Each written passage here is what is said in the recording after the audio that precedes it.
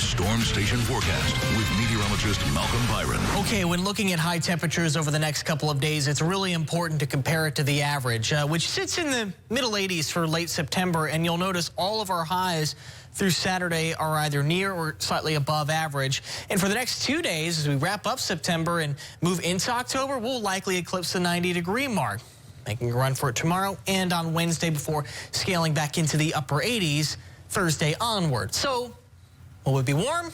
Short answer, yes. But there are a few things helping us out. Tomorrow, cloud cover. Whenever you get outside in the 90s and you don't have to stand under direct sunlight, it always feels just a little bit better. And the humidity will be in check for the rest of the week.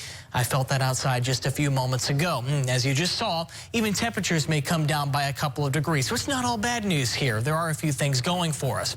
Speaking of those clouds, we have identified them off to the west in Texas, and that wave of clouds is associated with an upper level disturbance. It's going to track through Texas tonight and arrive in western Louisiana tomorrow morning. So there's Futurecast 7 o'clock in the morning. Where do you find the thickest cloud cover? To the west, in western parts of Louisiana.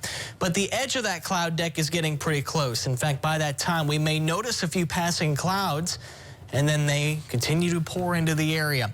By lunchtime, they're about thickening, and, well, we're mostly cloudy through a good chunk of the afternoon. At times, a few gaps of sunlight will get through, but I do think the second half of the day will be cloudier than what we start with tomorrow.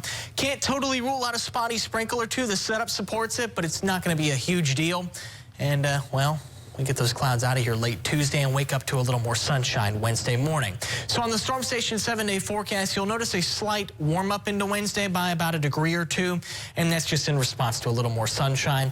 Morning lows in the 60s. As you move through the rest of the work week, we do have some rain chances on the board. In fact, we've taken them up a little bit on Thursday. Isolated showers and thunderstorms a possibility.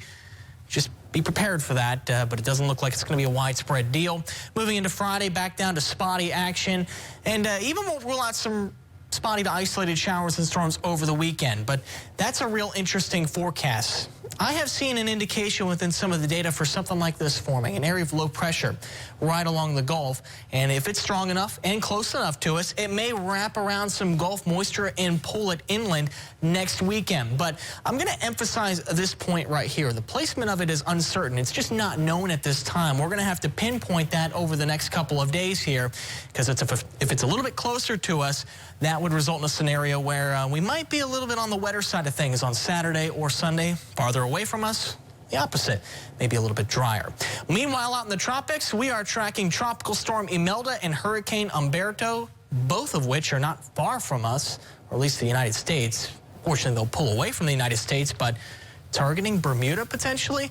We'll explain today on our 5 o'clock newscast. For now, we're going to take a break on the news at 4 and continue with more news next.